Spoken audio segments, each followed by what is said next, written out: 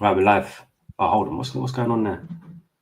It's live. We're live, but for some reason it don't link to my Twitter as well. So I just have to remove that one. For some reason it don't let me multi-stream. I don't know why. Well, we're live anyway. What are you saying? How we doing, people? After that last result, I'm feeling good, man. Rich, I think you're on mute, you know? You're on mute. Yeah, you're on mute. Hold on, let me... He means accept permissions. Wait, we had him earlier, no? Yeah, I'm sure we did. Do you want me to... I'll tell you what, I'll remove you and come back in, yeah? How about now? Oh, remove this. Yeah, that's it. There, you're in. You're in. Yeah, I think. What are we saying, Rich? I'm good. Yeah, chilling. Nice to put a face to the name.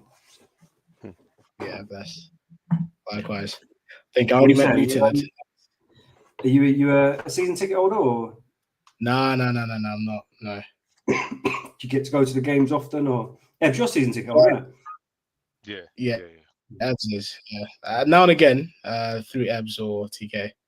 But I think mostly recently it's been through Ebs, so yeah. Yeah, see, I haven't been for a while, you know. We'll get you guys in the camp, man. You got to start. Yeah, man. Do you know what? I used to go quite a lot with TK, but I ain't been able to go for a while. Obviously, I've got a big family in it, so it's different for me. But what we're saying, we're off the back of that big win in the midweek on Tuesday, Barcelona. Honestly, I'm just feeling great. I don't think that game could have gone any better. You know, mate, I thought maybe if they didn't get a red card and we beat them 3-0, that would have just been perfect. But I'm just over the moon with the performance. Like even without the red card, we was just on them. Like, yeah, we had the ball in the net in 4 minutes. Just moving mad smoky, man. I was so impressed with that performance. I'm not gonna lie. And I know it's not Barcelona of old, but even still. And then who were they missing? Two players, Pedri and Gavi, I think it was. Yeah. Yeah, I think just them two, mate. I think those are the two major ones anyway, you could say. When you weigh up who you're missing as well. You could also say like some of the heavy hitters were coming back, like Rafinha. I think it was in for a bit and then recently back now. But otherwise, we're missing players too, so it's not like we have absolute full strength. Like Palmer's off, Cole's off at least for a year, so yeah. Exactly. You know, what did you think of the game? How do you think it went? Obviously, it was amazing, but like, yeah, best performance of the season, I reckon? Or is there some better ones out there? This season, I think, to be fair, because we didn't face many like really tough teams this year so far. I think maybe I could just say Liverpool, and I'm struggling to find another one. Obviously, we faced Bayern already, but that didn't go the way we wanted. No, they smoked us. Exactly. But I mean, that game itself, not to talk to jump off in direction, but that had its own little like nuggets of like ifs on that result, because obviously we did give them the win almost with the penalty and own goal and the flipping basically a back pass. But I think in terms of big teams so far this season, I think Barca's game is probably the biggest one so far. And to get a result like that in the manner we played, like they basically looked clueless almost. And I know people are going to make a little bit of a fuss about the Ferran Torres' miss early on. But I mean, realistically, even if they scored, I think this Flick isn't going to change his tactics. He's still going to play the high line. So it's not like, they're going to do that. Yeah, he reminded me of Ange, you know, not dropping this way of playing. Like even Ange with better players, that's what it seems like. Even with 10 men, they didn't stop. Yeah. Koundé making high runs through the middle, like exactly. I mean, we don't complain about that. That's their business. It's his business not to change his tactics. It worked well for us, you know. Exactly so I think solid all round. I think everybody. I can't really put a finger on one person that didn't play well. Some people definitely should have done a little better with their chances, i.e. Neto. He did play well, but again, there was a chance he ran through on goal and just skied it with his weaker foot, right foot. But then Estevao done something similar in the other half and whacked it in the net. You get me? So that's only asterisk on the performance in general. But I think everybody put a shift in from Sanchez. He barely had anything to do but just that one save. That was a big save as well, though. Exactly. That was a big save. All the way I thought that was going in because I didn't think he was getting to that. And then at the last minute, bang, hand comes out. I was like, wow, what a save. Yeah. I mean, he's gone under the radar for a bit over the last, like, this season, to be fair, in general, because I think we're still traumatized from last year with the errors he makes now and again. But I think I can't, like, from the Club World Cup, I can't hold anything against him. He's been brilliant, you know, like anything he's faced, he's dealt with it. He's not made, I can't recall an error, like a really bad error that he made compared to last year in recent times anyway. I could reference a United game, but then again, is it really his fault if I'm being fair to him? Although I was really pissed off at him, but I don't think on hindsight, I don't want to really put the blame on him because like he should come out in his position. He can't just like go all the way back. But then obviously in the process, you give away a free kick and a red card, but which is unfortunate. And I think, so I'll absolve him of the blame of that one. But I think otherwise, outside from that, he's been brilliant. The losses we've had that has been in goal, they're not really his fault. The Sunderland one, you could argue the defending centre-backs, that's their fault. The Brentford one should have been offside, but it can happen. Which other one? I think that's about it, really, mostly. Those are the big games I remember. The games that at least we should have won that just didn't go our way. But yeah, otherwise he's been solid. And then up front, Neto, Mr. Reliable himself, you know, always might not have the flair in terms of dribbling, but he's always available, always running the whole 90 minutes, you know. So credit to him. And then Este-Wow, like we said, you know, fantastic. We need to chat about this kid, man. What's the initial vibes that you're getting off this kid? He ain't even played much yet. Like, yeah. What are we saying? Like, I'm watching the way that this kid plays, and you know when you just watch a footballer and you know this kid is a baller.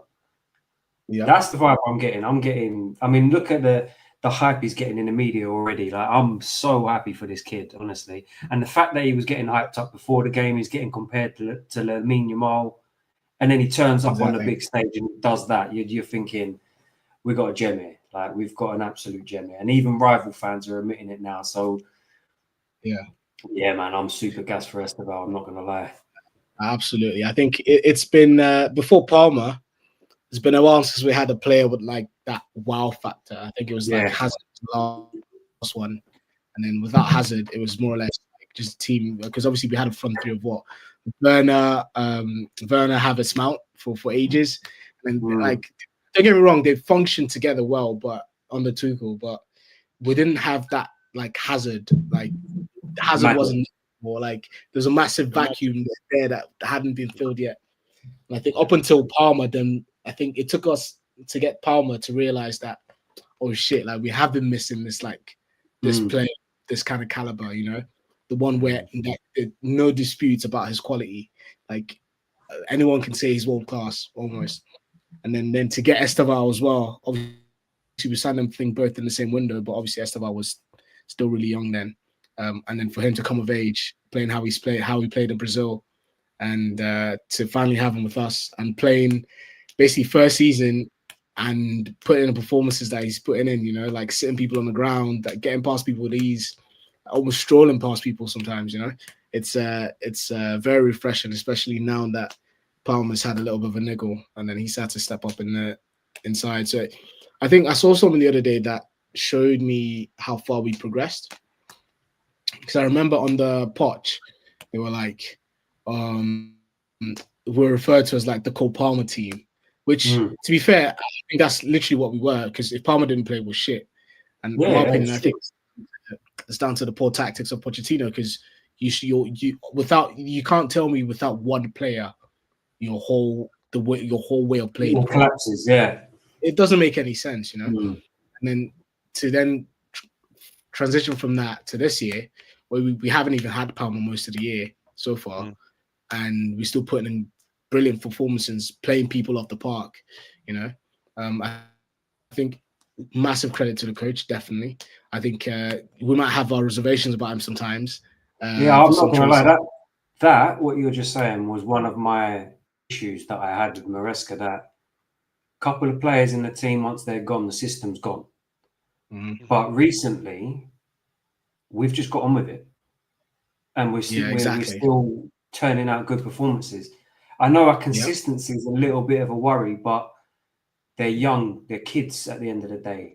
So although I kind of expect it, and I don't want to expect it because I want my expectations to stay at Chelsea level, but when you actually look at it in reality, they're young kids. They're not going to be as consistent as we think they are. But yeah, I mean, we're the youngest team in the Premier League, aren't we?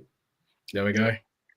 So I think some of the criticism of Maresca was justified. There was a couple of performances, a couple of changes to the team, like against Brentford and the Bayern early on, that kind of rubbed me up the wrong way. And the thing that I did like about that whole situation is that, and obviously with the subs with like United, where we got a man sent off, yeah, irrational that subs, one and rattled and the me.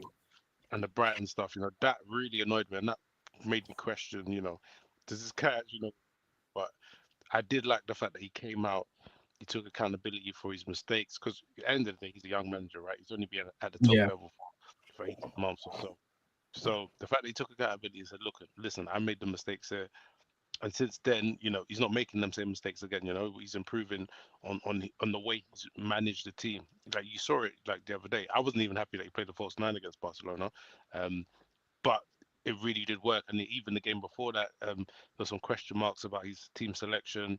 But now I'm getting to the point where I'm actually quite confident, with what Maresca does. When he puts a team out, I kind of understand generally what he's trying to do with each team that he puts out, and it's giving me the confidence now to say, you know what, back this guy where whoever he decides to put on the pitch. No, yeah, exactly. definitely. I think we need to, as much as we have favorites, right? There's certain players we always want to see start, especially like in it might not be big games, but like important games. Like for instance, the Burnley game wasn't a big game, but it was a very important game because that was the lead up to Barcelona and then into Arsenal, right? You want to start that right, get it right, get your win, and then extra confidence to go into the other ones.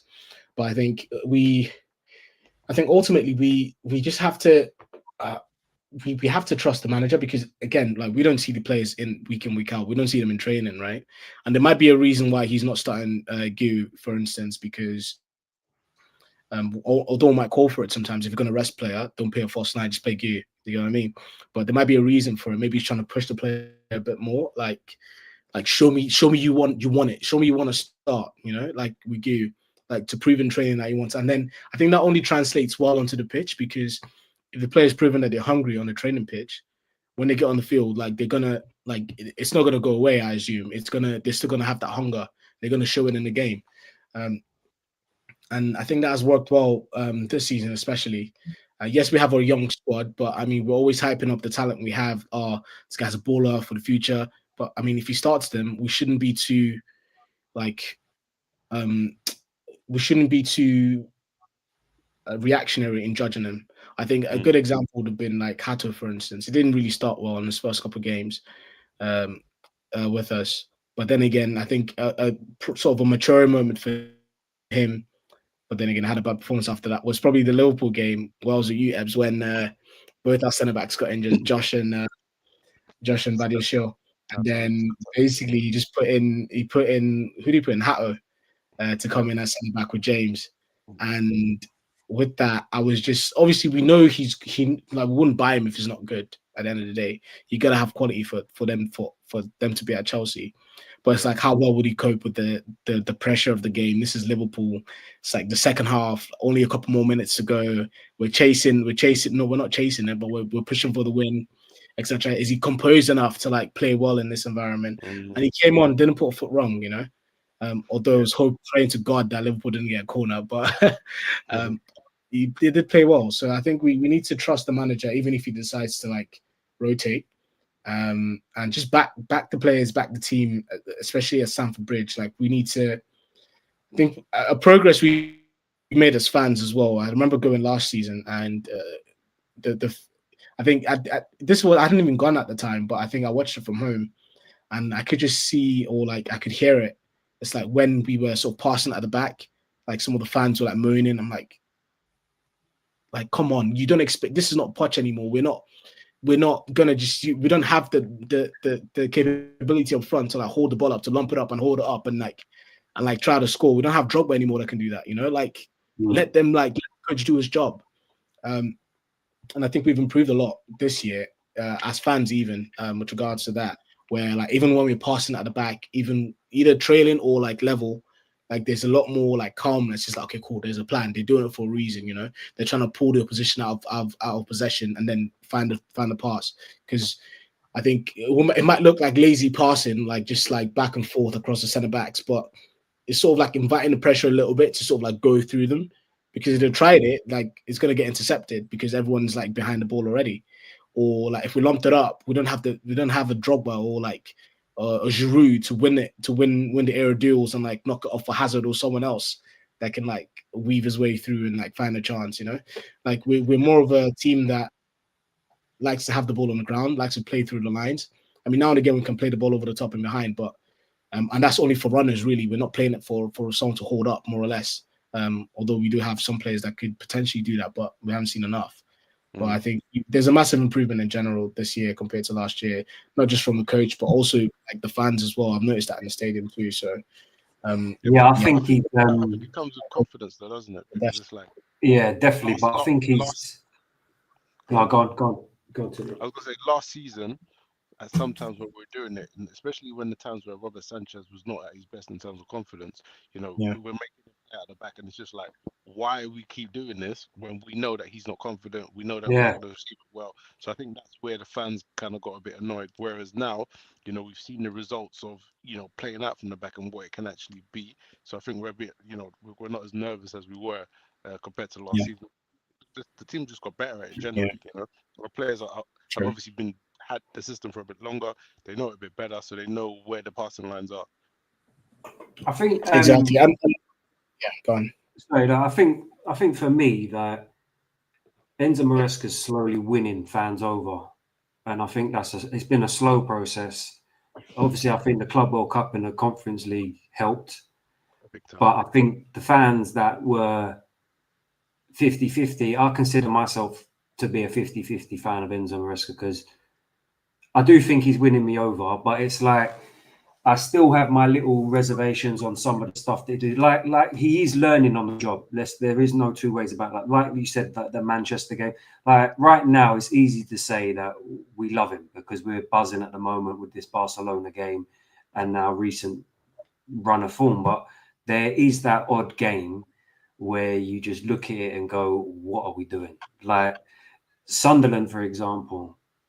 When we're coming up against low block teams, I did kind of get the impression that we weren't learning from our old mistakes. We're just trying to force this possession-based football. We're not really creating anything. We're not making space for ourselves. Like, what are you doing? What's your plan B kind of thing? But what for me, the thing that's where I'm starting to sway towards just fully. Hold on, let's get TK in. Is that happening, TK? Can you hear me? Yeah, I can hear you. We're just talking about Maresca. What's that? Can't hear that. It's in your headphones, I think.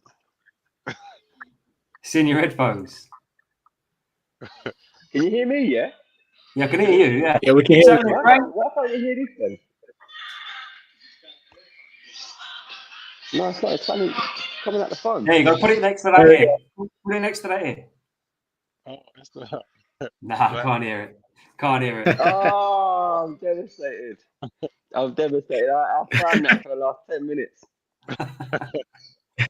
What's Talking going about on the anyway? rest here, and I was saying how I consider myself to be a 50-50 fan with Enzo Maresca because I'm not fully there, but I reckon that he's swaying my opinion of him because what I've seen from him is his player management. I think is brilliant, which I didn't really like in his first season with certain players. Like I thought he disrespected Nkunku, players like that. But this season, in terms of like the players that are injured, your Wesley Fofanas, your Reece James, even Cole Palmer now, he's not forcing them back on the pitch. He's saying, take your time, We'll integrate you slowly. We've got enough players that we're going to rely on. And I like what he's doing there because look at Reece James been injury free for a year now. And I think that's got to be that Pedro Neto, exactly. I think that's all got to be on Enzo Maresca and the medical team and how they've managed that situation because I think they've done a brilliant job there. Poch would have run the players into the ground. He don't care about players whatsoever. The training regime would have been nuts. I think how he's managed them is brilliant. And the other thing is, when it comes to a big game, and he's not afraid to put his stamp, like we did against Barcelona. I'm not going to play a striker. I'm going to do it the way that I want. I'm going to play my tactics, and I'm going to outplay you. And that's what I like about him. So I'm interested about this Arsenal game at the weekend because he's going to come up against Arteta, who I think is actually doing really well at the moment. Okay, I'm not a massive fan of their football, but I'm interested in Enzo Maresca, how he studied Arsenal, and what team he puts out. A bit like the PSG game. Absolute masterclass, I thought, with the way that he put Reece James in the middle there. Everyone was looking at Reece James going, right, you're up against Vitinha. You're up against, what's the other one? Neves. Fabio, what's his name? Fabio Ruiz. Yeah, Ruiz. And you're thinking, he ain't going to be able to cope. But they've obviously practiced it. And it's just like ridiculous. And even you're seeing an improvement with Gusto in the middle as well. And I would never thought I'd say that. Never. So it's like massive fan of that. It does make me beg the question as to why are you not fully in? Because I agree with everything that you said. That's where I'm at. Do you know what I'm saying? I'm questioning myself. Why am I not fully in? Yeah. Because he made the mistake against Man United, in my opinion. I thought he made the mistake against Brighton. 100%. But for me, other than that, exactly, I can see what he's capable of doing. And when I have to reel it back a little bit and understand the circumstances, I weren't happy with our window because I didn't think he got backed. So I can't blame him for that. Yeah. And I didn't expect to win the Club World Cup at all. And that was fully on Enzo Maresca. This win in midweek, fully on Enzo Maresca. Down to he even managed to rest players against Barcelona. Like, that's ridiculous. So we've converted you to be a believer now. Yeah, I've still you're more than 50-50. You have to be. Yeah, I'm way more than 40. Yeah, I'm way more than 50. Last year, I was fuming with him because it was around this point where he started talking shit. Started saying, "Oh, we're not in a title race. They're nowhere near it." And I just thought he gave them the free rein to just drop off, and we did drop off, and we had a month of just horrible football for a month. So do you think that was coincidental rather than actually him saying, like we're not in a title race, and then like suddenly, do you think that could have been a coincidence rather than it actually being him saying that and the players dropping off? Because like I said it last year. At some point, we was gonna fall off. I didn't think we had the experience to sort of push that title charge for the full season. But I just felt. And then it so happens that Maresca comes out and says that, and then it coincides with our drop off of form. That's what I'm saying. Do you think it could have been a coincidence? The teams that we played during that period, I thought we should have been doing a lot better than that. I'm not going to lie. I don't think that was the plan that we should have fell off. Yeah, but that's what I'm saying about the experience side of things with players, and that's why I feel like we're struggling this year. Like again, a little bit is against like the low block teams and things like that. It's having the know-how how to break them sort of teams down because we've got more than enough ability. I don't think it's. I look at that as well, and I say, what's your plan B? Because we do the same stuff every single game. It's not like he switches it up or anything. Yeah, but I feel like a lot of coaches don't really have a plan B. I don't think, like, for argument's sake, yesterday in the Arsenal game, obviously it was 1-1. They bring the Madueke on for Trossard, which was obviously a sub that had to be made because Trossard was injured, and then he drags Saka off, puts Madueke right wing, Martinelli left wing, and then like. It's not exactly like a change of structure or a change of formation or anything like that. It's just that the subs worked you know what I'm trying to say? So I feel like a lot of managers don't really have a plan B. They have a plan B in terms of the players that they're bringing on, but they're not. They're sort of molded the same sort of player, but they're not like he's not changing the formation kind of thing. He's sticking to his formation and his tactic, and like yeah, that's what it's going to be. But it's just a change of personnel as opposed to a change of tactic. Yeah, Like I think to be fair, back in the day when teams were struggling, it would be like, oh yeah, we're playing 4-3-3. Okay, what we're going to do? We're going to bring another striker and we're going to play 4-4-2. I feel like you very, very rarely see that these days. yeah. And also to add to that, I think with the plan Bs, I think in some of the games we've lost or drawn this year, two brilliant examples would be the United game and the Brighton game.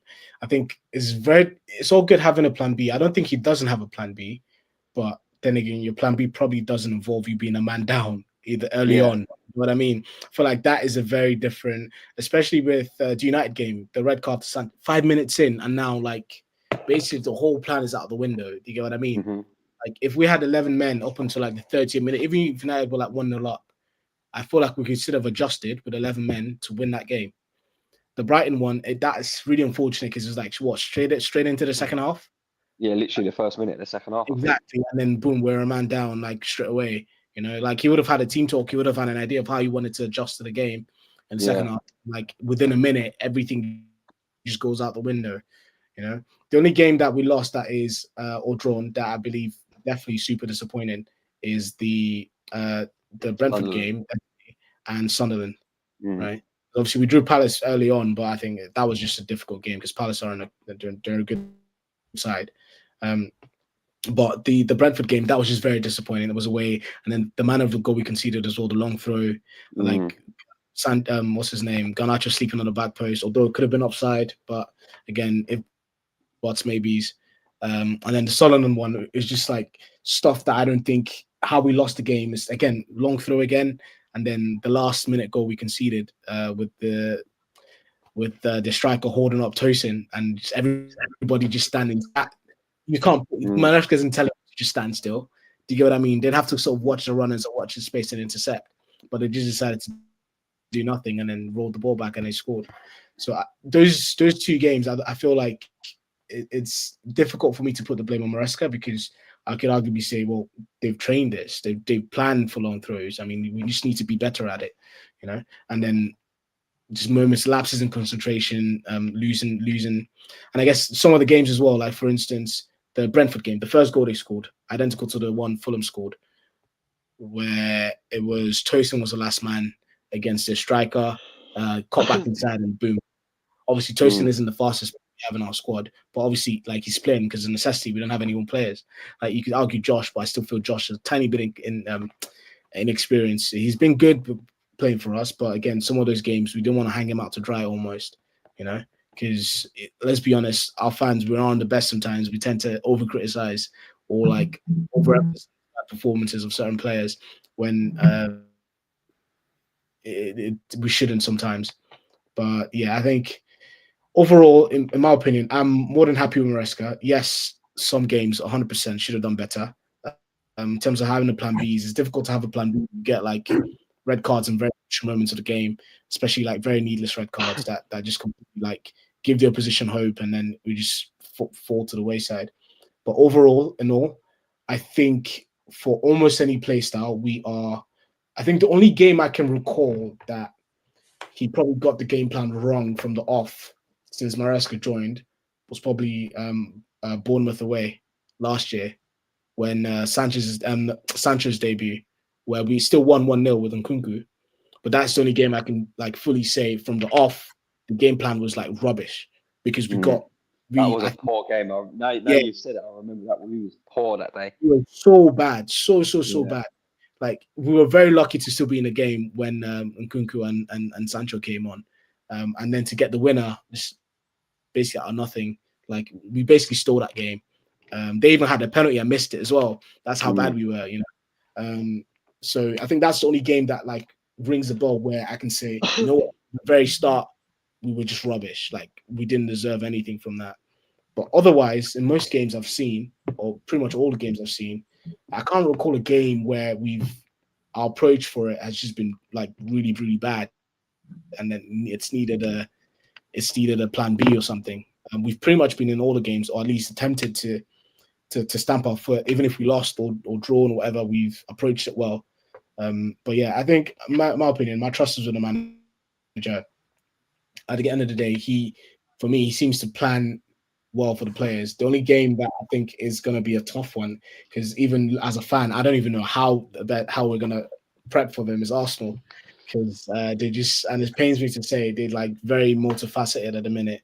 There's so many avenues they could hurt you. It's like ball in the behind, corners, you know. Although I don't think we hold a high line enough for Martinelli to like be through on goal like that. But at the same time, it could be a problem if like we're 1-0 behind and it's like 80th minute and we're pushing for it, and then Martinelli's happening around the halfway line and just one ball in behind, we're screwed, and then it could be 2-0. But otherwise, I think we're good. Again, set pieces are set pieces. It's kind of like, it's not 50-50, but I think Arsenal are basically they've made it their own at the minute, and they've made it like so difficult to defend against that. I'm hoping he does have a plan, and I'm hoping the defensive coach has some sort of formula to counteract Arsenal in said game, because I was talking to my friends earlier. I think there's 2 ways we win this game. If we don't do 2 things, we win this. I think we win this game. One, if we don't like completely throw the game away and give it to Arsenal, by like messing about on the back and at the back, and then they score, or set pieces. If we can defend set pieces, stop them from scoring set pieces, or just basically giving them the ball in our own half and then they score. If we can avoid those 2 things, I think we stand more of a good chance of beating Arsenal 100%. Yeah. Just to add to the tactical part and not having a plan B, I do think that's a little harsh in terms of Maresca, because I do think he does alternate his style, or at least his personnel, for each game. You know, sometimes you see Gusto play at right back, sometimes you see him, you know, play in the midfield, like attacking midfield. And I think he does that with Reece James as well. Sometimes brings him into the midfield, and he does change things up a little bit to cater towards the opposition. So to say he doesn't have a plan B, I think is a bit harsh. And like Rich was saying, you know, we haven't really been in a game where we're literally getting pummeled, and aside from the red card, right, which we've already kind of touched upon, but there's not been a case where, you know, we really needed to change something and we was waiting to do something and he never showed up for us. I don't think it's been that case at all this season. So that's where I stand on that. For me, it's more the low block teams that we play. It's like when you're constantly probing and it's not happening. We're not creating chances. We know like you get the feeling we're not going to score, and you're thinking, why don't you just switch it up a little bit? Maybe give them the ball, give them more possession, and let them. But part of sorry, it's only really this season that we struggled like that. Struggled with Brentford. We struggled against Fulham. Let's be honest. Even though we managed to win, we struggled against Fulham. Struggled against Palace at the start of the season. I was going to argue the point where, you know, it could be the hangover, early start. Yeah, but this is where this is where I get stuck, because I've started considering them things, thinking actually we've played loads of games. Like we ain't had a break. We've had red cards. I've started to see it from that point of view rather than the other way, and injuries, that's where I know that he's winning me over. And like, I'm happy to say where I stand. I'm not fully 100% yet, but I think I'm more there than I am the other way. Do you know what I mean? I'm starting to trust what he's doing. I can see what they're doing, what he's trying to do with, like, even just managing Estevao's minutes, for example. I think I don't want him to be just forced into the limelight and then see him flop. I think he's being smart with what he's doing. And so, like, he won't play on Sunday. He'll be on the bench, and I reckon he'll come on. He won't stop. Yeah. Yeah, he won't start. As he should, in my opinion, to be honest. Well, you think he shouldn't start or should? Yeah, I think he should come on. I don't think he should come on. Yeah. So, and I think it's all just, it's well managed the way that he's doing it. He's like I said, with the injury situation, he's well managed that. You look at Rob Sanchez this season, I put it out earlier that for me, he's probably our most improved player this season. We've gone from this guy making a mistake nearly every single game, whether or not it leads to a goal, you can guarantee you can put your mortgages on it and everything. He's going to do at least one or two things that are just stupid. I mean, he did it the other day against Burnley where he smacked the ball at Enzo's head. Do you know what I mean? But at least it didn't, like, it weren't the biggest of problems, you know, like whether it's him just smashing the ball off the pitch and you just like, what are you doing, kind of thing. And Yeah, this one moment against Man United. Since then, he's just gone about his business. No one's talking about Rob Sanchez anymore. Even I'm not. I know I've been every game. I'd be going, Rob Sanchez. I can't stand him. I'm bringing the conversation back because I remember when we had this pod where we were talking about the transfer window, and I said, guys, listen, he's 27, or I think 26, 27 at the time. Keepers tend to come into their peak at his age. Based on what we saw last season, I said, give him another year. If he doesn't bang, let's get rid of him or let's replace him. And giving him that extra time has shown that he can actually be a Premier League standard good goalkeeper. I don't know what his level is going to be. I don't know if he's going to be good enough to take us to, you know, the heights of winning Champions League, etc. But as it stands now, let him cook. You know what I mean? Yeah, absolutely. Absolutely. And on the Maresca point as well, I think, I'll be honest, like as much as people might have the reservations, whatever, might want him gone, right now, I'm struggling to see another manager anywhere, either in a job or out of a job, that can work with our profile of players and make them click. The only other person I can think of is Luis Enrique. And I think we should have got him like instead of Poch, in my opinion, because Poch was just a disaster waiting to happen. I think we won it, don't we? And I think we won it. Yeah, exactly. We wanted it, and we for some reason, I don't know what they saw on Poch's CV that they decided to give him the job. But like, just thinking about it now, even like looking back, our most successful teams, the managers we've had, let's say a Conte, a Mourinho, and Ancelotti, with the profile of players we had, I don't think they can work with them. Like, do you get what I mean? Mourinho needs like his team. They had leaders in there, like people that even if like the tactics weren't like spot on, like they would ensure, okay, cool, we're not conceding today, and we wouldn't concede. You know, like with Conte's time, we had Hazard, who was basically a miracle worker. Even when Conte's tactics were rubbish, you just give Hazard the ball, and he would just like make something happen out of nothing. I remember there was a bust up between Diego Costa and Conte one time. We're playing, was it West Brom, where he was screaming, "Oh, bring Sesko on!" You know, like Conte probably wasn't thinking of doing that because he was happy with the team and like happy with Fabregas. Sorry, happy with Matic and but obviously bringing Sesko on, like it provides a different dynamic. Yes, he doesn't have the legs as Matic, but like the eye for a pass is there. Like he will find the runners 100%. You know, and it proved to be right. He brought Sesko on eventually with his score. Although it was a loose, very weird pass by Cesc, but Costa made it happen. But I think with the style of with the players we have, and obviously now we're in an era where we completely new management. The recruitment's completely different. We're not buying based on the manager, or we're not asking them, okay, who do you want? Or we're not going after, or this guy is the best in the world. He scored 50 goals last year. Let's buy him. We're not going about our business that way, you know? Because if not, I'm getting a lot at the moment. Sorry? I'm getting a lot of satisfaction at the moment with how the players that have been being slated over the last 2 seasons or whatever it is, and they're starting to perform, like your Enzo Fernandez, like your Moises Caicedo, like your Cucurellas. All of these players that are starting to perform and getting their credit now. Cucurella, they're saying he's the best left back in the Prem.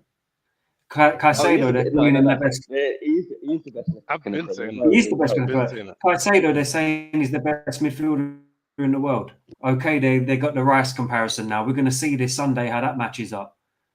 But you're starting to see the business that Blueco and Clearlake are doing. They're starting to get props for. Yes, we've spent 1.75 billion, but now it's slowly starting to make sense. When you see Estevao coming on and shining like that, they're looking at it going, actually, they're cooking here.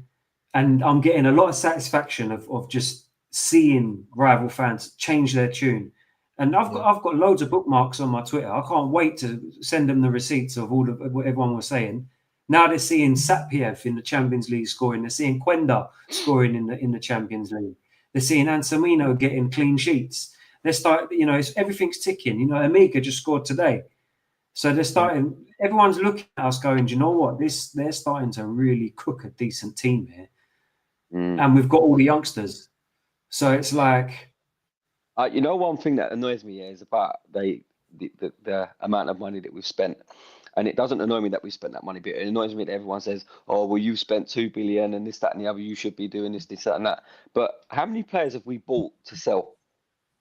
Like, do you know what I'm trying to say? We've probably spent like 200 million on players just to try and sort of ship them off to make profit on them. Do you know what I'm trying to say? So it's I don't know. I just feel like that's a flawed thing to say. It's been bugging me for about a year now.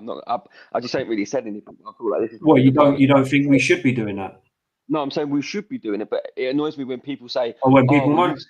They don't understand how we make money. Because but that's look what at our stadium, 45,000 capacity. It's not big for a big club. Yeah, it's not even that. So we're not bringing in revenue like these other clubs. We can't use our stadium for concerts and other NFL games and stuff like that. We're not bringing in extra revenue.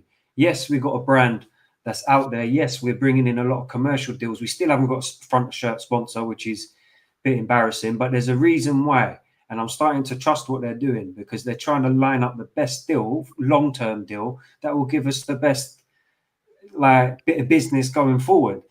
So I think the board needs some credit for that as well. The fact that they used that as a way to like make revenue. And you got to think, look at Aston Villa and the situation, you know, we and them are both in, but look how we were able to compete market off the basis of them forward thinking and buying these players that they could trade to make us competitive in a transfer market. And that's another reason why I think you got to look how smart they were as well. Buying our hotels, you know, and selling our women's team to themselves. No one can do that now because we were the first people to do that, offering them long contracts. Exactly. I was going to bring up amortizing it all, and now no one else can do that. So you've got to give them people for finding all of them loopholes because no one else done it. They moan at us for doing it, saying, "Oh, we're cheating." We didn't cheat. They changed the rules after we done it because they realised actually they've been very smart here. Exactly, and they've caught us out. Yeah, I think on the long contracts thing, I remember as well, like when we started signing players for like 7-8 years contract. There's a lot of stuff like why, like, first I think it was Carragher, the main antagonist about this, and the other pundits or whatever were on it. It's like, well, what if it doesn't work out? Now we're stuck with a player for 7-8 years. But firstly, it's a long contract. I agree on it. But then again, the wages aren't that high. But then it's probably communicated to the players as well. Like, look, we're giving you this long contract on this wage, but it doesn't mean you can't progress like to a higher wage on the same contract. You know, it's all incentive based. It's all incentivized. You kind of like, and it's in some ways it brews hunger because now you know, cool. Like it's more than just a passion or a hobby thing, you know. Well, if we're not winning stuff, I'm not getting more money. Do you get what I mean? I've got some players that we probably had in the past, and we've signed some like rubbish players for like stupendous contracts. Sarr is an example. Malang Sarr, who was on the Prem, was it 100 and something K, 140, 125 or something like that, yeah. Exactly, and missing for a whole year on the patch. You know, we didn't even know where he was. You know what I mean? Like silliness, absolute silliness. He done nothing to deserve 100 and whatever we were paying him. I don't even know where he was at before we signed him, and I'm sure he definitely wasn't optimal. Probably up to 50K. You know what I mean? Yeah. And then we gave him 125 or something. You know, all these silliness that I think it's good that we stopped it. Sign players, yes, long contract, but decent wages, but obviously with the potential to increase it. Like for instance, with Cucurella recently, I think he signed a new contract. And we're talking the Stokes of Caicedo doing the same thing, which they absolutely deserve because they proved over the last year or two that they absolutely deserve it. You know, we don't want someone coming here demanding 300K a week, and then after like 2 months, like we're fucked. Do you know what I mean? Like examples, Lukaku, United. In the other way, United. Mason. All the examples you can think of at United. Exactly. I was just going to say that. Yeah, Mason Mount is a perfect example. Denied, rejected. Was it 200K we were offering him because he wanted more money? Look at what's he doing now? Like he's definitely not making the English squad. That's for sure. You know what I mean? So, I'm more than happy with it. I think some eyebrows were raised definitely at the start, but we've the way things have turned out. I mean, some of the signings sometimes I can't lie, I'm like have my eyebrow raised a little bit now and again. But you know what? I think I'm open to trusting them because some of the players we're even linked with. I'll give you an example. What's his name that played for Villa? The striker that we're in for that went Saudi. John John Duran. Duran. Yes. I remember when we linked to him in January on the pitch, and a lot of the fans were like, "What the fuck are we doing?" Da, da, da, da, da. And then we saw him like start of last season tearing it off Villa in the Premier and Champions League. I'm like, "Fuck, we should have got him." You know? It's someone I wanted to get, but I don't think the board listened to us when they make the signings or decisions. But like, I remember all the fans were up against it. Like, what the fuck are we doing? Like, we need to sign a striker. Go get Tony or whatever. Because Tony was, I think, on the brink of leaving Brentford at the time. You know. Like, oh, go get this person, that person, XYZ, and like, look, where have they turned now, you know? Exactly. So I think, although now and again I'm not on board with the board sport directors, some of the decisions can be questionable, especially reluctance to back properly in the window with a centre back. But all in all, in the signings we do have, I am not against it. I'll be honest. I'll ask the question to the group. Yeah, in the last 2 years, what would you say are the biggest mistakes that the board have made in terms of incomings or transfers in our eyes, to be honest? We're talking just players or mostly players, yeah, players. I've got one that comes to my head. And Jorgensen's one for me. Is that? Jorgensen. Yeah, he's awful. He's actually awful. That was actually a proper waste of money. How much? I didn't 20 million? I think that was like 30 million. Didn't think I'd see a worse goalkeeper than Sanchez at one point. No. And then I saw him in goal. Yeah, that was bad. That's one off the top of my head. That's right. Jorgensen and probably, and I hate to do it to him because obviously he's not even playing now, but Modric. Modric. Yeah. That one's a bit unlucky. Unfortunately. Before he got his ban, he wasn't great, was he? To be honest. Yeah. So yeah. No, he showed signs, but nowhere near enough.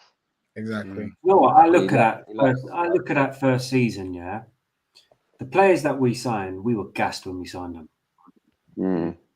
Sterling, Koulibaly. Do you know what I mean? I wasn't gassed about Sterling. Enzo Fernandez. He just won Serie A, didn't he, with Napoli? Who? Koulibaly. Sorry, he did, didn't he? Yeah, when we signed him, I think they had just won Serie A. Yeah, and we only got him for 30 million or 34 million or something. So I thought we could sign him personally. Yeah, I was happy with Koulibaly, not so much Sterling. I thought Sterling would have done a job for us, but in case you know my stance on Sterling, I've never rated him as a footballer. I just thought he scores goals. Yeah, but I never thought he was elite. Don't get me wrong, but I thought he could definitely do bits at Chelsea, and I thought he would. Yeah, I thought he could do a job. I thought he could have done a job with Reece overlapping. And putting balls into back posts. And him, because he's always at the back post, but obviously it didn't work out for whatever reason. So it's just one of them things. But and this is where I look at that first season and I go, like, how much do you blame the board? They showed some intent. They bought players that you probably look at it and go, you know what? Yeah, okay. My issue is that I think they appointed the wrong manager in Potter. There was no way that he had the experience to deal with, one, a big club, and two, the mess that was there to begin with. The squad was way too big. We had all them loan players coming back that nobody probably knew. I reckon when they bought the club, they probably didn't even know there was that many players. And I think with a new board coming in that haven't got any experience in football, you've got to remember when Rome came to us, he'd had experience in football with CSK in Moscow, wasn't it? I think he was their owner, wasn't he? Before us. Is that correct? I'm not sure. I don't know. I'm sure he was. Too young then, unfortunately. I'm sure he was, but he didn't pump money into it. But they didn't have any experience. They've just come from America. They've put a board together. They've had to get rid of the board to begin with. They were still getting rid of the board. So they've come in really quickly. They've got to try and get their own stamp on it. They're trying to get rid of all the old team. I just think that first season was a mess, but No, absolutely. I think the only positives from the first two windows on the Dem were literally Cucurella and Enzo. You can maybe say Fofana, but obviously he's been injured most of the time. yeah, I but think you those in that first season, you go, oh, they're all rubbish. Do you know what I mean? They're underperforming there. But in hindsight, now you look back and you go, actually, what a great deal that was getting them players. Yeah. And also to be fair to them, I think we only got sporting directors right before the summer that Poch came, because we didn't have sporting directors. This is what I'm saying. Yeah, but And Todd Bowley was in charge then, weren't he? You can blame them for that though, because when you consider they are literally newbies in this sport, so they've walked into a thing that they should have had some experience to sort of hold their hand. Yeah. You can blame them for that. Yeah, you can blame them for that. Like I don't think you should sit here and say, oh well, you can't really blame them because you can blame them because they should have.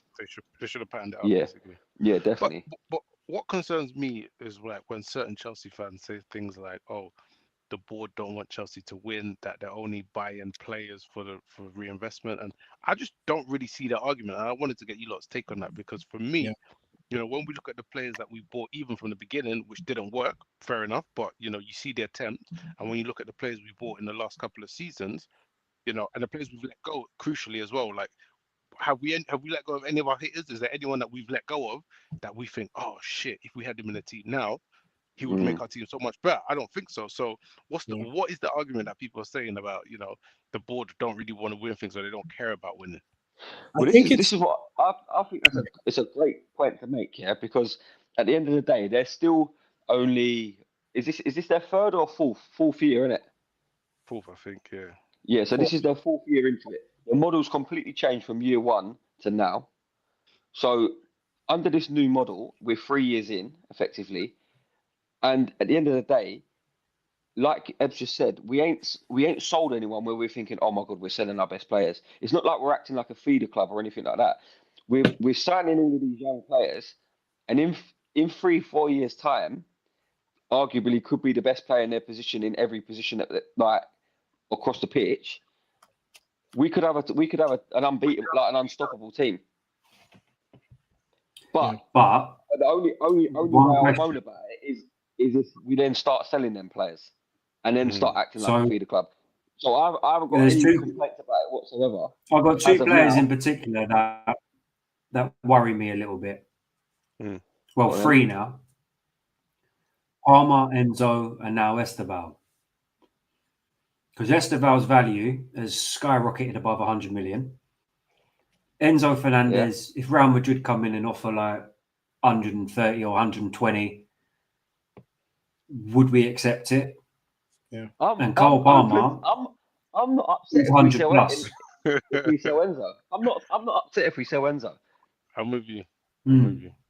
I know what you mean. I like him a lot. But I feel like we could probably get a replacement that costs 60 mil. Yeah. I think non-negotiables in terms of players would definitely be like of Caicedo, definitely 100%. Reece, just because it's Reece. And Estevao, just because of how young he is and like the potential for growth. If we sold him now, we would 100% regret it in like 2 years. Because he could be talked about in the realm of like the Mbappe's. Sorry to interrupt, Rich. Is Estevao on a Suge Knight contract? I think so. 6-year deal, 2033. I think it runs out. Something like that. I wasn't sure if we went on one of them proper long ones. So yeah, I don't think we'd sell Estevao now. If we was going to sell Estevao, I don't think it would be yet. Yeah. Anyway. But what do you think about Palmer case? Like, you think he's going to go, or? I don't know. I just didn't he recently sign a new deal as well? Last year? I don't know. I think it was there was after we thumped PSG, there was like rumors of like PSG being interested. Yeah, no, it's just like if Real Madrid come knocking, right? They're very hard to turn down. Like, of course they are. It's every footballer's dream to go play at the Bernabeu. Like, I don't care what anyone says. That is the pinnacle is going to either Real Madrid or Barcelona. Yeah. And and playing your football there. Barcelona can't afford it at the minute, though. Yeah, And definitely. how They're much never more going to money? afford it. How much more money can Real Madrid spend? And at the end of the day, they've fair, just signed that. Real They Madrid don't. haven't spending money. They don't spend. They They haven't. wait to nick your players. They Free, just free get them for transfer, free. which they Yeah, but can't do with us. when you think about wages, True. Bellingham's on big wages, Mbappe's on big wages. I imagine like the likes of Valverde are on big wages. Do you know what I'm trying to say? And they haven't. Who have they sold? Modric's But gone on a free. you've got to look at their Kroos revenue as retired. well. It's mental. Their Yeah, revenue of is course, of insane. course. Over Of $1 course. billion they make. Yeah, but they probably spend $1 billion on wages. But they'll just, I mean, they're looking at shipping out Vinicius. The rumours are that he's fallen out with Alonso and they don't care. They'll just be like, off you go, mate.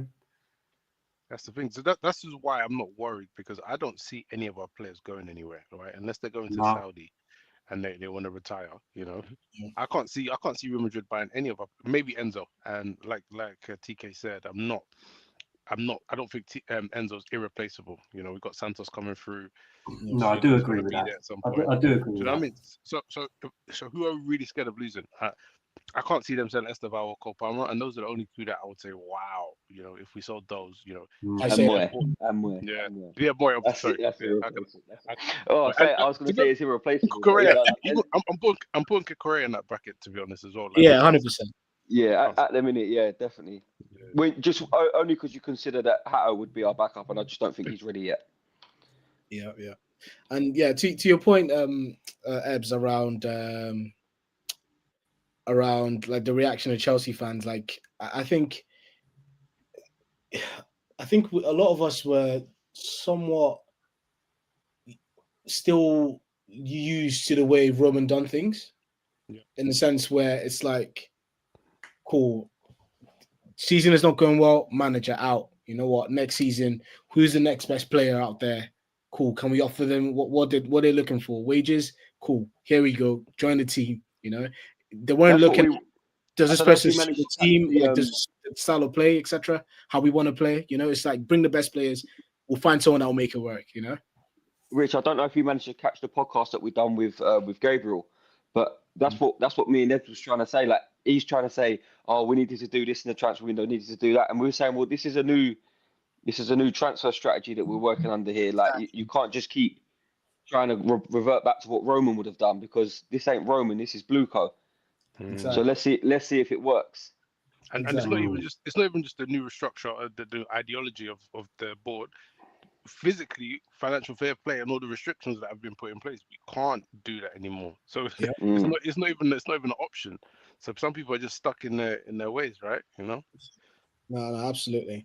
I think we were very sport with Roman for a very long time, 100%. which is Oh, definitely. I think we can't complain because in that time period we were our most successful, you know. But I think with that it came with a lot of headaches, in the sense where I think the early warning signs were probably the year we finished 10th with Gus Hiddink, the year they sacked Mourinho the second time. I think those were the early warning signs where, let's say, Mourinho fell out with the squad, Hazard got injured, and we just seemed to like fall off a cliff massively, you know. Yeah, we'd lost the spine then as well. Czech had gone, yeah. Lampard had gone, Drogba had gone.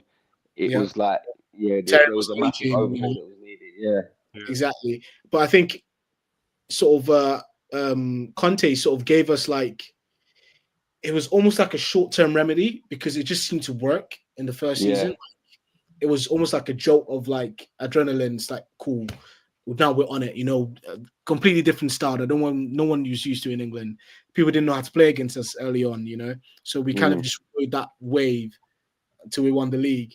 And the year after that, obviously, I think that probably the catalyst then in that instance was obviously Conte falling out with Costa, and then Costa we just didn't replace him since then, you know. But I think ever since those years, and obviously City became what they were, we haven't really even come close. I think the best we've done was third, and we've done that twice. I think once with Sarri, and then the other with Did we finish third under Sarri? Yeah, I think we did. Third or I thought fourth? we I think we finished. finished third. I think we finished. I thought we finished fourth. We might have finished third, but Yeah, yeah, you because might I be think right. there was. I remember. I think we finished third because there was a whole thing where, I think if Arsenal beat us to Europa League, they could have gotten Champions League ahead of whoever finished fourth. And No, we I finished think by that point it would have been 5 teams in the champion. I'm not sure. You maybe might be yeah. right. I can't remember. Yeah, because I think we finished third, and it was like, okay, Yeah. cool, we're already gonna get Champions League anyway. Like no one's kicking us out, and then Yeah. obviously to win the Europa League was like a bonus on that. And then the only other 2 times was obviously fourth with Lampard, and then third with Tuchel. You know, Yeah. we haven't come top 2 in God knows how long. Like, and it just goes to show you the players we had were aging, like flipping. Aspi was on his last legs. Like the signings we had just didn't make sense. We got Werner. Yes, he was playing well at Leipzig, but it's like, did he really fit into our team? You know, like we signed Havertz, up and coming young player. Again, what kind of profile he is? Where would he play? How we're playing? Like, is he an 8? Is he a 10? Is he a striker? Is he not? You know, just a lot of question marks around the signings around those periods. And it felt like, looking back at it now, it didn't seem like there was really a long-term strategy. It was always like, okay, how do we fix this now kind of thing. It's like, and don't get me wrong, it's good to have the urgency to be like, okay, we need to perform this season. Who do we need? But you also need to have at the back of your mind, like, okay, where is this squad going to be in like 3-4 years? You know, how are they going to be? What are their ages? Like, would we have been able to achieve what more with the squad? Can we achieve more with the squad in the next like 3-4 years, as opposed to it being in 3-4 years? Now half of them are like aging, and then like, cool, we're gonna have to sell them for barely anything, and trying to buy new more players for like 50 to 100 million. You know, I mean, you look at all our squad's got 10 years in all of them. Exactly. And I think that's the one major thing I'll give them credit for since they brought in the sporting directors, because I think it's when they brought in the sporting directors that the plan fully came into place.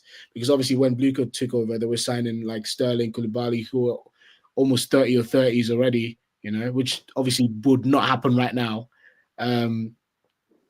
But I think since they brought the sporting directors, the only thing that puts a stain on their tenure at the minute is bringing in Poch. From what we've seen, I think for me with Poch, man, oh my god, I remember. Oh dear, it just seemed like we didn't have a plan. He just wanted the team to be energetic. There wasn't really a plan, because even I didn't get Poch. I didn't understand it, because pre-season we was anti-Poch. looking really good. Yeah, I wasn't anti-Poch. I thought we could get a. I thought Poch could get a tune out of us just solely because of what he'd done with Spurs. And it was a similar sort of thing where they had like a youngish team. I thought Poch could do a job, but it just turned out.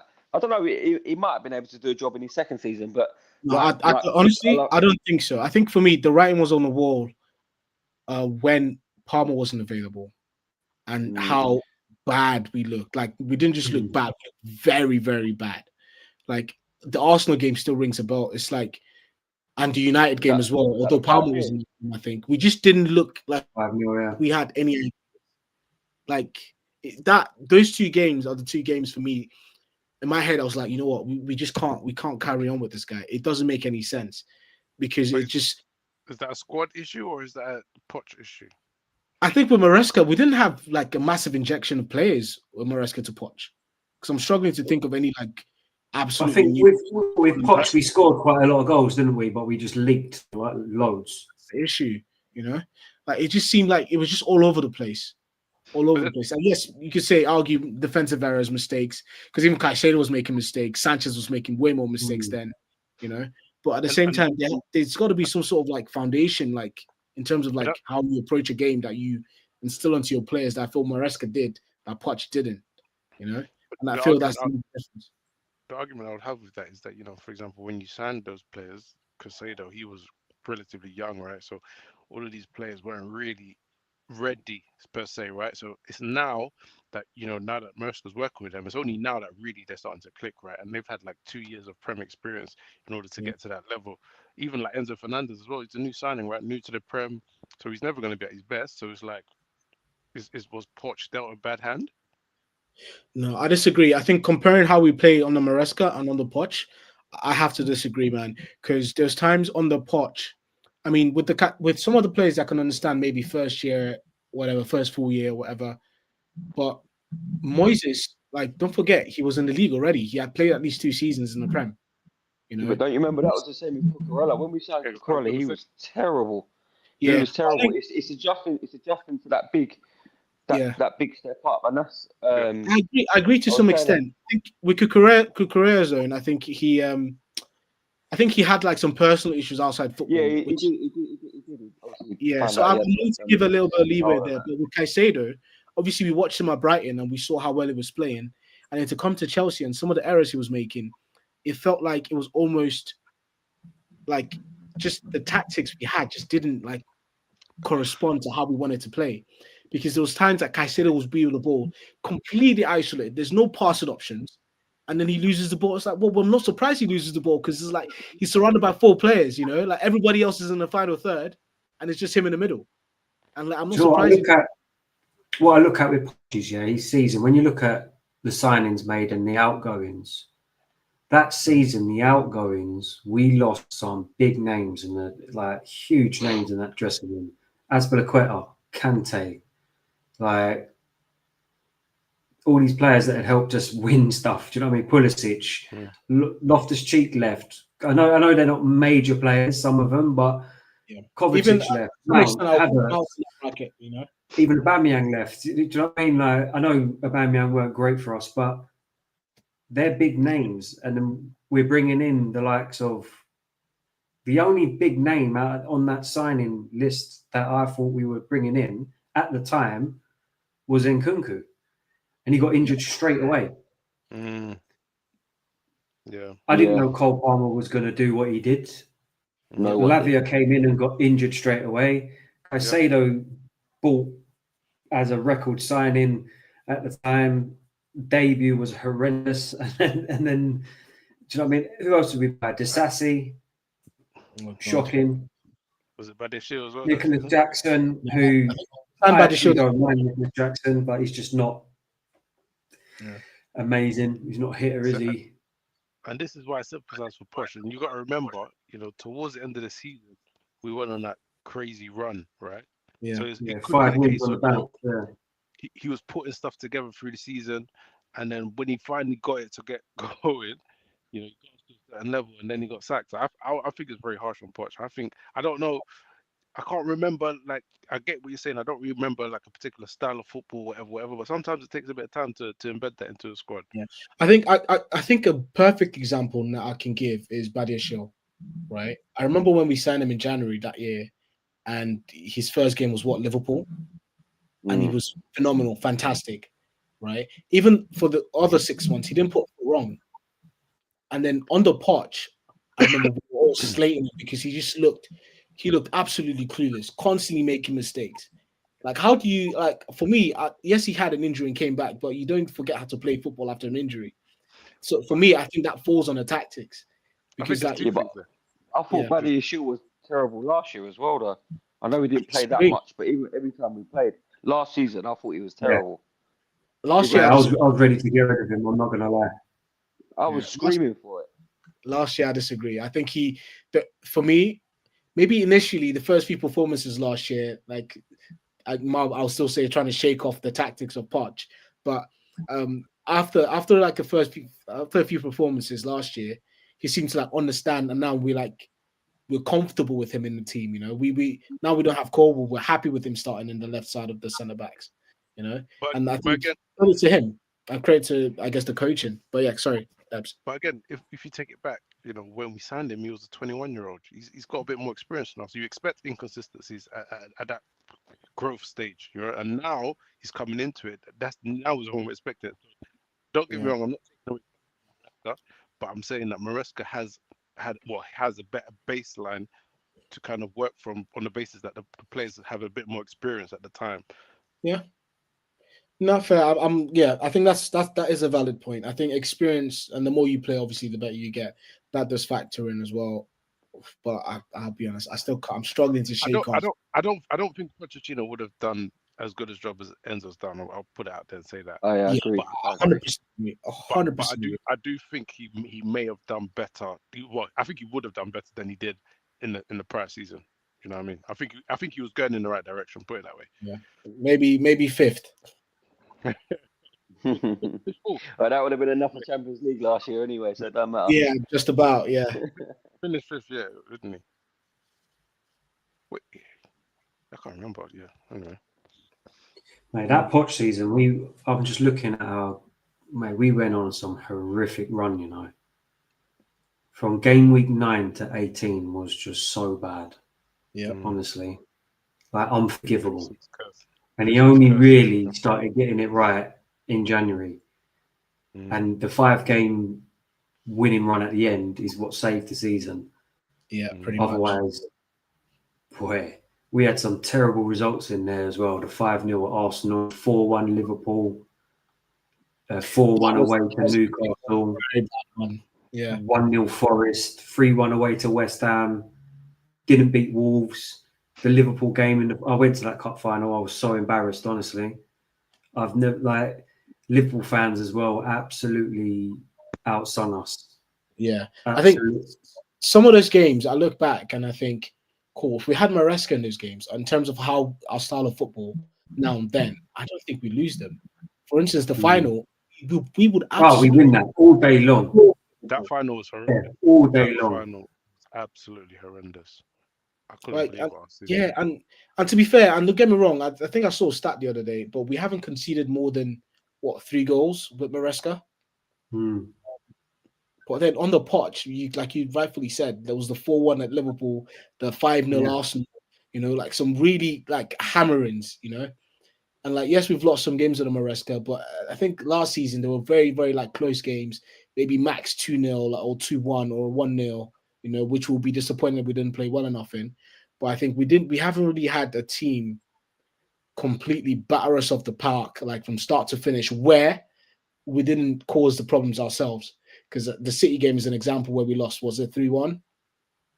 But then that game, you could put it down to Robert Sanchez, basically, like deciding to put on a City shirt for the however long it took City to score 3 goals, you know. But otherwise, I think we were okay. We kept the ball well. We like tacked well, you know, just like moments of madness. Sanchez running off his line for no reason, and then Haaland chipping him. Like I can't recall a game where from start to finish, like we just didn't look like we turned up. Mate, that season under Poch, we drew 4-4 to City, wasn't it? Yeah, we had I think battle to City that season, man. Exactly. That's how inconsistent that was, in the sense where we had the capability to have like season classics, like Premier League classic games, like the 2-2 Arsenal, the 4-4 City, was it 2-2 or 1-1 Liverpool, first game of the season on the Poch, you know, some really good games, but those games are way too chaotic. Like if with proper coaching, some of the scenarios in that game we manage a lot better. You know, we could even punish them further. You know. So, Rich, I got a question. Yeah. Sure. We're going to move on to Arsenal preview now. Yeah. Go on. How confident are you the weekend? Out of 10, 7. Blue tinted. Confident to win or confident to get a result? Win. We can't do drawing. I'm not even joking. We cannot do drawing. This game has to win. I'm giving it. You cut out just as you said it. What did you say? 6.5. I think you said 6.5. 6.5. 6.5. Yeah, I'm confident. I'm confident of the performance. What I'm not confident is mistakes. You know, somebody just giving away that goal. You know, first Arsenal get that, they punish us in the awkward game. So I think we should get a draw at minimum. Win, I'm confident, but I'm not so confident. Yeah. TK? 8.5. I'm confident, man. I've like. I'm in that camp. I don't know if I'm it's an my 8. heart or my head. I don't know I'm if an it's my 8. heart or my head, but it's just The these only last thing, few performances against the bigger teams, man. It's just it excites me. Do you know what I mean? I'm going into these games like excited again, whereas before I was thinking, oh, what are we gonna fucking turn up against today? Do you know what I mean? that's exactly the same thing. You're thinking, coming up against big teams. Yeah. We can play against big teams. Liverpool, we've done them twice now. You know what I mean? PSG. Bayern was the only team where we gave it a go, but we messed, like, again, individual mistakes, and a team like that will punish you.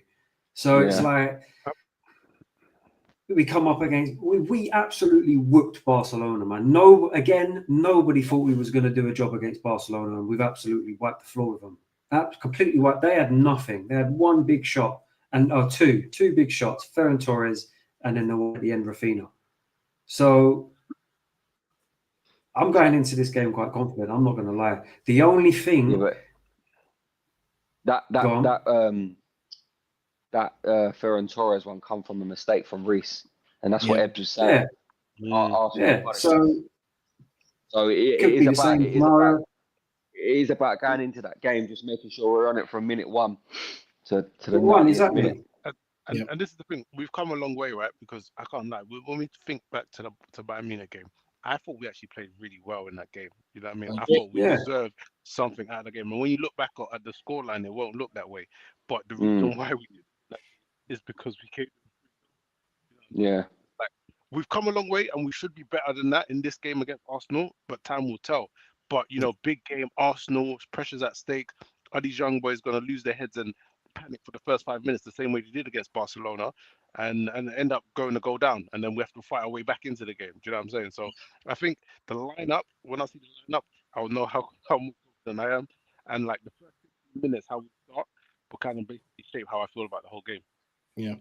Would you go with Neto up top? Would you go with Neto up top again? Not even that. We're at home. We're Chelsea. Play with a striker. Put João Pedro up there, man. Yeah.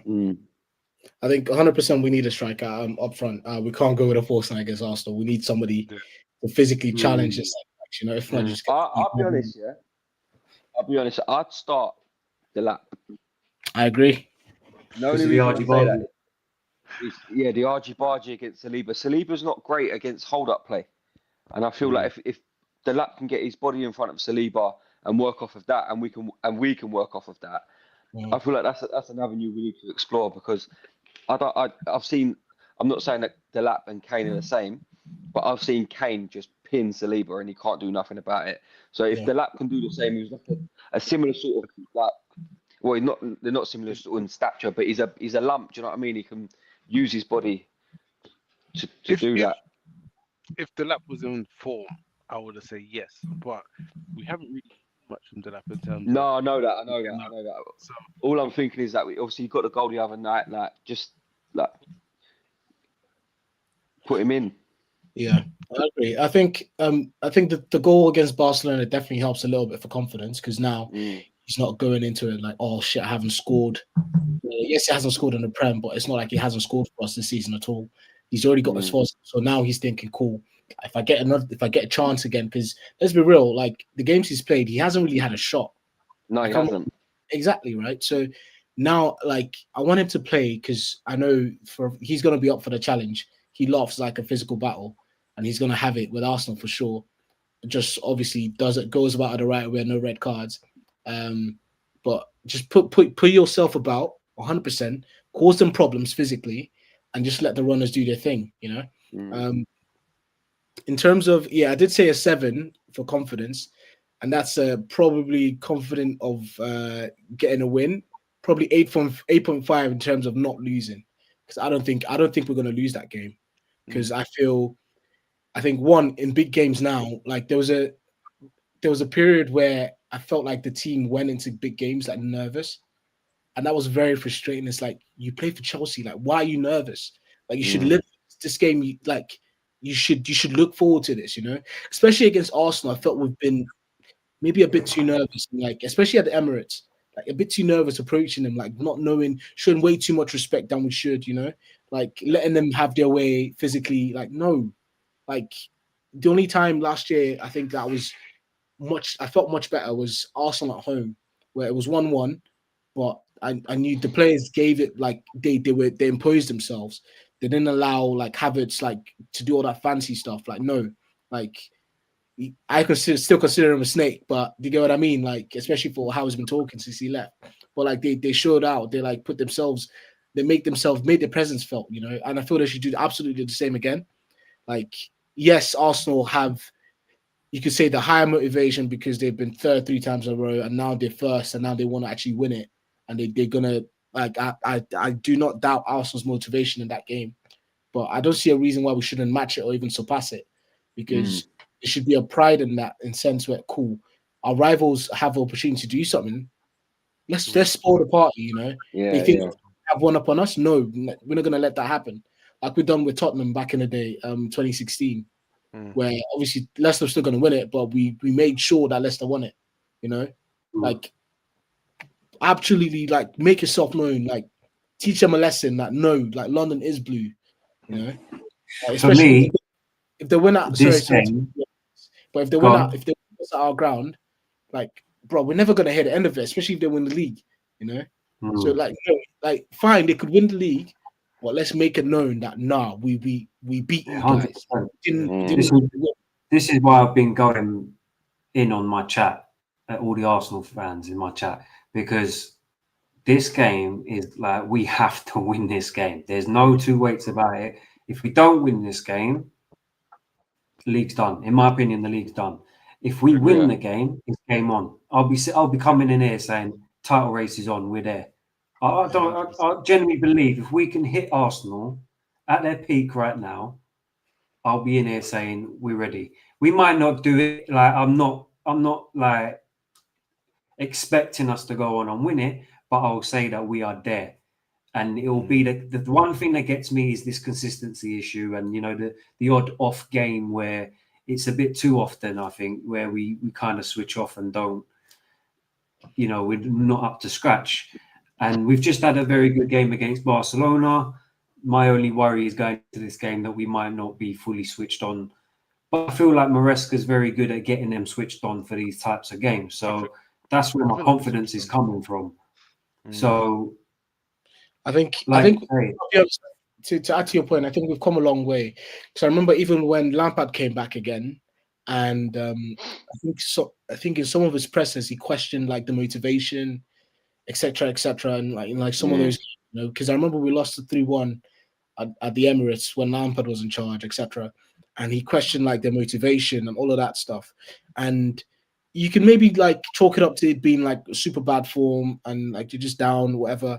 But I feel now we've gotten to a place where we're putting in top performances against big teams, and now we've got Arsenal, our rivals, who we used to thump up back in the day, who are technically at the minute in a better stage, in a better moment than us. They're top of the league and top of the Champions League, and they're obviously like running down the title. Like they basically they almost have their hands on it already, although it's still very early. We haven't beaten for a while either. Exactly. No, that's what I was going to say, that we ain't beat. I can't remember the last time we beat them, and that's bad. 2018 Stamford Bridge. No. Stamford Bridge, yeah, probably 2018. But last time was at the Emirates on the Tuchel. But we can. Yeah, exactly. Yeah. We cannot, not even like it's. I think at this point is a pride thing. Like even if they go on to win the title, fine, you know, fair enough. Like they were better over 38 games, cool, no worries. But I don't want the stain of it being, or a new song being developed or being sang by them saying on the way to winning the title they beat Chelsea or whatever. Like no. No, we stick it to them. We show them that fine, you might win the title, but like we will beat you guys. And I feel like now was the time to do it. If there's ever a time to beat them, and I've been telling my friends since before we even won the Club World Cup, I felt that if there's a time we beat Arsenal, it's this season. It just so happens now we're first and second, but I don't think that should phase us. Yes, we're second, fine. Like, cool, 6 points, all good. Even if we win, we don't go above them, fine. Like, even if we lose the next 2 games, like, at least make sure we beat Arsenal. We cannot let them, like, have carry on this record. This like, especially because I know so many Arsenal fans. My housemates are fans. There's 2 of them. Unbearable, absolutely My- unbearable fan base. My neighbors are Arsenal fans. There's 3 of them, so that's 5. One of my good friends is an Arsenal fan. I had a former boss of mine like years ago. I worked under him like talking 5-6 years ago. He messaged me yesterday after they beat Bayern, talking about the weekend. Like my life would be a living hell. They're unbearable, man. They at the moment. Yeah. I'm reminiscing of 20+ years ago when they were winning the league, and just how unbearable they were. And this is what I'm getting now. But they've been like that for the last 20 years. Nothing has changed. They've always been like this. Even when they're rubbish, they've been like this. And that's what they fail to Okay, so I understand. can't hear you. I can only hear Rich. Oh, what? I can hear you. I can hear him. I don't know what's going on. It's playing up. Can you hear me now? Hold on 1 second. Well, I could hear you all the way, but Can you hear me now? 1 sec. I'm gonna leave and come back. Might be me. Go on.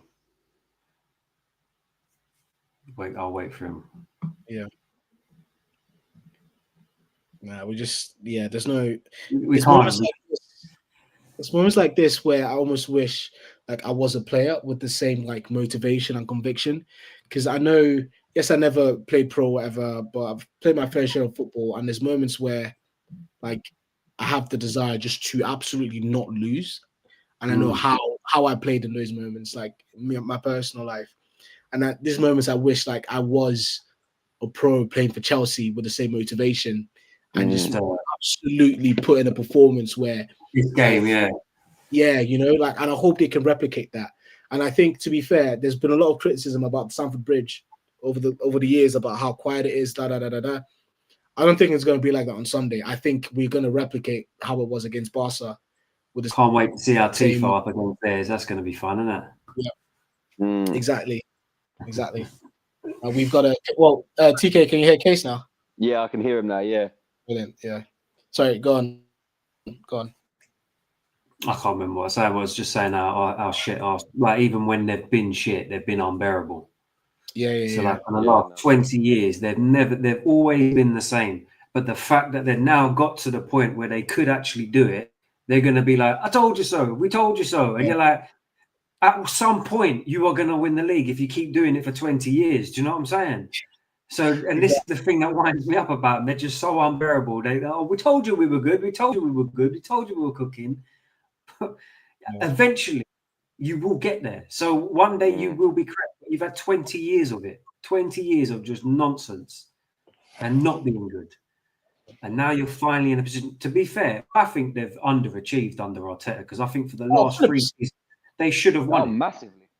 And another manager would have won it under this team.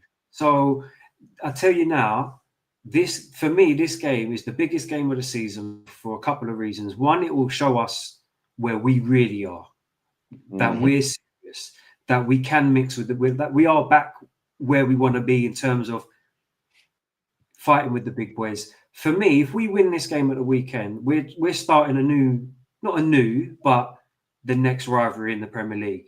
Chelsea and Arsenal battling out for Premier League in years to come. Liverpool have fallen off. They might come back, and Man City might come back, but we will be there. Do you know what I mean? I feel we will show now that we are ready to start making that next step and going for the league. Even if we don't go on and win the league, for example, I will feel like a few more tweaks and we're there. Do you know what I mean? And it's down to the team, the management of the season, and we've got to win it. If we do beat them, I think they fall off. I think it's very plausible. I think that will rattle them. I think, to be fair, I think there's certain moments under Maresca, actually in the last probably couple months, where I think they might go under the radar, but I think they've done more good than we realize. And I think this moment is one of them. One, I would say the final against Betis. Yes, we should be expected to beat Betis, but our last couple of finals, let's be real, we've absolutely shattered them. We've had 3 back-to-back finals against Liverpool, lost all of them. Do you get what I mean? Especially in the last one where we were absolutely rubbish against their technically kids in quotes, although we had the younger squad. But then I think the win against Betis, and the manner we came back from it, not just win by like a 2-1, like thumped them 4-1. Like, yeah, like this was ours to begin with. Like, you were just holding on to the lead for a little bit, you know. And then the PSG one was a proper statement to like give the players an added boost. Cool, we've won a final, we can win another one again. Oh, cool. We're actually not that bad. We're actually deep. We can hang with these guys. We can board. We can play with these guys. You know, we got Champions League next year because a lot of things. There was a lot of doubt. Was like, oh, we play conference. How are we going to hack the Champions League? But we just beat the champions of Europe. You know, and yes, the Bayern game was a little bit of a shot on confidence, but I think now as the season's gone on, we've progressed in confidence.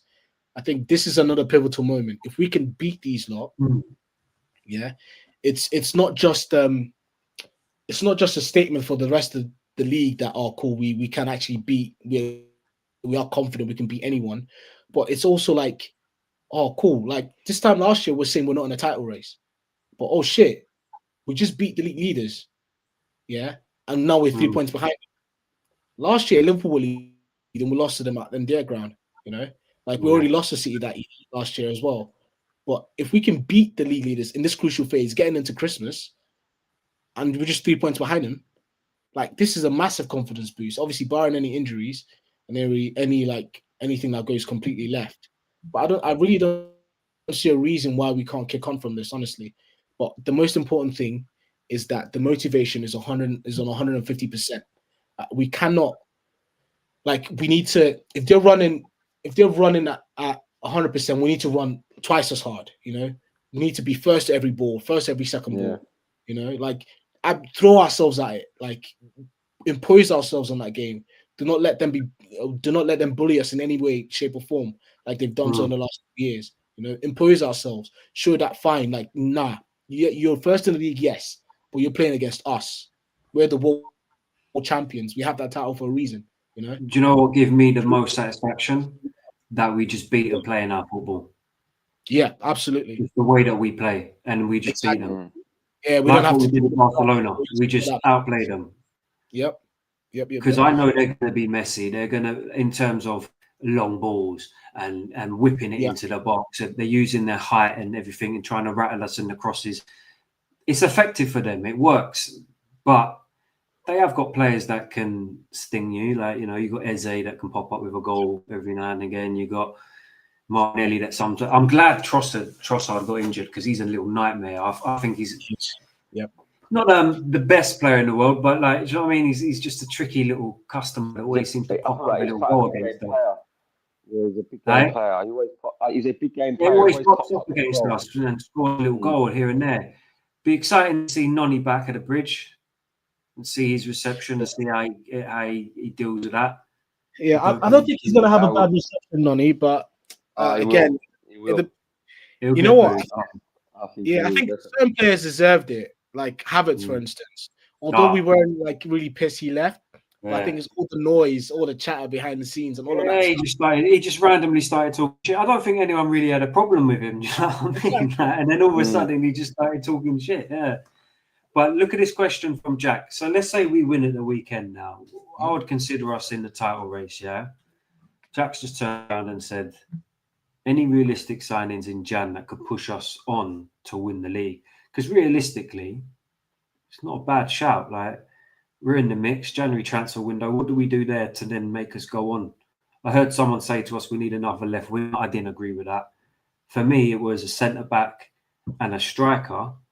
Centre-back, though, if Badia Shield's coming back, I've been really impressed with Badia Shield. I'm not going to lie. Yeah. If he can carry on playing like he did when he came back. I'll tell you who's been an absolute revelation. Probably since the start of the season, really, when he's played, is Fofana. I think he's been unbelievable. Unit, absolute beast. That guy can jump as well, man. You know how high? He jumps so high. Yeah, and he's not the tallest as well. No, he's. I think he's been brilliant for us this year. But yeah, no, going back to that, I think Gay would be a good signing. I know you said about Badia Shield, and I thought Badia Shield has done well. But if we can rely on him for the rest of the season, constantly being fit, whereas Gay, I think, is a solid option. Solid option. I think he's a great centre half. So yeah, him potentially. Other than that, not really. I think when you consider Cole's still got to come back, providing he can hit the form that we know he can hit. Yeah. No, I not think really. I think my head. probably it pains me to say because I love him. A replacement for Lavia, 100%. like a Wharton or what's the guy at? I'd love that. Sorry. I'd love that. Wharton. Yeah, That's the Wharton one player I want to sign. or the guy that plays for Forest. What's his name? Forest. Anderson. Centre mid. Anderson. Elliot Anderson, yeah. One of those. I'm not think- a massive fan of Anderson. I am. Mm. I like him, but I'd rather Wharton. No, sorry. Let me take that back. I'm not a massive fan for Anderson at a top club. I think Wharton could go to any team in the world and still play the same way that he played. I think Anderson would get found out a little bit more because I don't think he's as technically as good. He's got a great engine. Anderson reminds me a lot of Conor Gallagher. I get it. The running. A little bit more technical. A little bit of a headless chicken, yeah. Yeah. No, for me, Wharton's the one that I've been banging on about all season. That's the player we need to sign. Just chuck the money at him. Wharton all day long. That little shimmy he done against us at the start of the season, and he put the ball through, and they should have scored. I was like, wow. Ridiculous. He's such a baller, man. Such a baller. Yeah. Wharton. But yeah, I think, go on, Rich. I was saying Wharton and Gay. I think those are the only two, but then will be Raid and Palace. I don't think they want to sell two players to us. But yeah, didn't think about that same thing, innit? Yeah, you have to chuck some money at them. Otherwise, yeah, we'll turn them into our Otherwise, Brighton. Yeah, that's it. Yeah, just stop buying players from Brighton, and we go for Crystal Palace this year. we need to move on from Brighton. Then, other than that, possibly a striker. But then again, I've been impressed with if there are no injuries, no significant injuries. I think I'm okay up front, just because now we've got Delap, we've got Magui, who has been playing well when he's had the chance. I mean, he's played well against Liverpool. He played well. Yes, he didn't score, but he got involved, got stuck in against Burnley. Basically, created the second goal. You know, I think he's definitely an outlet for sure. I like him a lot. Exactly. I like him. Yeah, the lap. I think it will come through. Sorry, Gay. I think his running's really good. His runs that he makes. Yeah, 100%. Running, pressing as well. I think he presses probably more than the current strikers we have. Better than Delap and Pedro for sure. I think sometimes it just looks like they're struggling. Like, bro, like chase after them. You know what I mean? Yeah. But Gay's like non-stop. He's like, cool, run past the other way, cool, I'll turn and go after him again. You know. But yeah, if we don't get any silly injuries, I think I'll be happy with our front line. Otherwise, winger options. Again, I think injuries dictate these things. You know, like I think we would have been probably okay with our squad start of the season until we started getting injuries. Like Lavia injured again, Palmer injured. I think that was a big one. And then obviously now we've got two new left wingers that need to bed in. And then we're calling them shit, but we haven't even really seen them play properly. You know, the only one standard winger we had was Neto. Yeah. I've got a question. Yeah, go on. Do you think Nicholas Jackson gets back in his team? No. I would have him back in, but I think it might be too far gone just because of how he left. He's conducted himself, yeah. Yeah, I don't think. I think that's probably going to be something that's going to be a factor to consider now by Maresca on the board, because it's like, fine, like, yeah, we wanted to loan you, and then obviously we had a massive injury. Obviously, cool. I mean, it's not like he wouldn't have played. He would have played, but not been the main guy. But then he wanted to leave by all means to a team where he was definitely going to be the second option behind Kane. He was never starting ahead of Kane ever, and I don't think he would have expected to anyway. But then to force your move to another team to sit on the bench there, it's like, well, you're taking a piss. You get what I mean? So I don't know. All right, guys, I'm going to wrap it up there. It's getting late. Got stuff to do. You got any socials you want to post out? We'll put it on stream, put it in the description and all that. No? You don't want to be famous? I think I'm good. Nah. I don't even know what my Twitter name is anymore. You don't even go on it. No, I haven't seen you on that for No, years. I do go on it. I just don't tweet as much as I used to. Yeah, all right. Well, make sure you share this video with your pals. Hit the like button and subscribe. Thanks for joining us, Rich and TK. I appreciate it. And it's been good, man. But yeah, I'll be on stream on Sunday. The Arsenal game, I'll be streaming it. And hopefully you're seeing armpits. You're seeing me go mad. I'll be at the game.